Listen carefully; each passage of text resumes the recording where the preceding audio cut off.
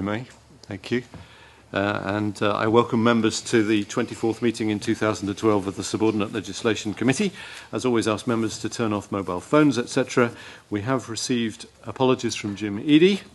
And agenda item 1 gives me the opportunity to welcome Bruce Crawford, MSP, to the committee and invite him in accordance with section 3 of the Code of Conduct to declare any relevant interest. Please, Bruce. I have no relevant interest to declare, Convener, and thank you for asking me along. Thank you very much indeed. Agenda item 2 is instruments subject to the affirmative procedure. And it is my great pleasure to introduce the Scotland Act 1998 modification of Schedule 5 Order 2013 draft. This is a direct consequence of the Edinburgh Agreement. It's the first step in the legislation to allow a referendum on Scotland's constitutional future. Any recommendations we make on this order will be referred to the Referendum Scotland Bill Committee, which I believe meets this coming Thursday. Given the unusual nature of this particular order, I just wonder whether anybody has any comments they would like to make. No, for as much as nobody does. No points have been raised by our legal advisers on it, so is the committee content with this instrument, please? Agreed. We are, thank you. Additionally, we have the Homelessness Abolition of Priority Need Test Scotland Order 2012 draft, the Housing Support Services Homelessness Scotland Regulations 2012 draft, and the Scottish Local Government Elections Amendment Number 2 Order 2012 draft. Is the committee content with these instruments, please? Thank you. Agenda item 3 is instruments subject to negative procedure. The Criminal Legal Aid Scotland Fees Amendment Regulations 2012 SSI 2012-276. There is a drafting error in Regulation 12, which inserts Regulation 3AG of the Criminal Legal Aid Scotland Fees Regulations 1989. Regulation 3AG refers to an offence under Section 1 of the 1998 Act, causing death by dangerous driving, when it is intended to refer to the Road Traffic Act of 1998. 1988. You see how easy it is to do it. Does the committee therefore agree to draw the regulations to the attention of the Parliament on the general reporting ground? Agreed. Thank you. At the same time, does the committee welcome the fact that the Scottish Government has undertaken to bring forward an amending instrument as soon as possible to correct this error? Thank you.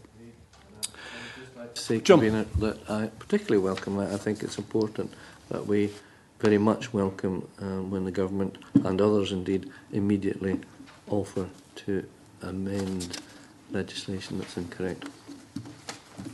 No points have been raised by our legal advisers on the Inspire Scotland Amendment Regulations 2012 SSI 2012-284, the Town and Country Planning General Permitted Development Fish Farming Scotland Amendment Number 2 Order 2012 SSI 2012-285, nor on the Roadworks Maintenance Scotland Amendment Regulations 2012 SSI 2012-286.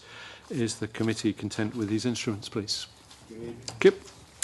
Agenda item 4 is instruments not subject to any parliamentary procedure. The Acts of Subordinate, Sheriff Court Rules, Miscellaneous Amendments Number 3, 2012, SSI 2012-271.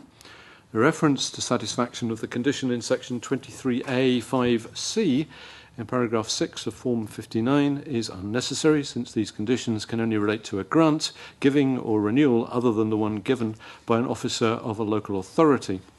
No persons other than such officers are currently treated as relevant persons in Scotland. Does the committee therefore agree to draw this instrument to the attention of the Parliament under the general reporting ground, as it contains a minor drafting error? Okay. The Act of Subordinate, Actions for Removing from Hereditable Property, Amendment 2012 SSI 2012-273. Paragraph 2.2 purports to amend Rule 3 of the Act of Subordinate Actions for Removing from Hereditable Property 2012 and paragraphs 1b, 5a and 7a within it. The references should instead be to paragraph 3 and to subparagraphs 1b, 5a and 7a. This represents a failure to follow proper drafting practice, and the resultant lack of clarity creates a risk of confusion for the end users of this instrument as to exactly which provisions are being referred to. Does the committee therefore agree to draw this instrument to the attention of the Parliament under general reporting ground? Do. Does the committee again also welcome the fact that the Lord President's private office proposes to correct the issue in a forthcoming instrument? Okay. The Act of Subordinate Rules of the Court of Session Amendment number 5, Miscellaneous 2012, SSI 2012-275. Paragraph 3.3 inserts a new Rule 55.2d5 into the Rules of the Court of Session, which erroneously refers to an application by notice rather than application by motion. In addition, paragraph 3.5 inserts new rules 55.5b and 55.5c. However, there is no 55.5a, and these provisions ought accordingly to have been numbered 55.5a and 55.5b. There has accordingly been a failure to follow proper drafting practice, which risks causing confusion to the end users of the rules.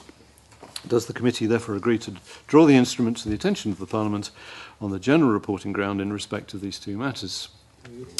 As before, does the committee also welcome the fact that the Lord President's private office has agreed to correct these errors in a forthcoming instrument? We do.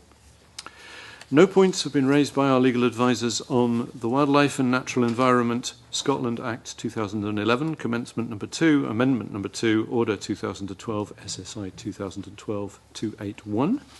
Is the committee content with this instrument? Yeah. Thank you. Which gets us through the agenda, and our next meeting will be held on Tuesday the 13th of November. And at that point I close the meeting. Thank you.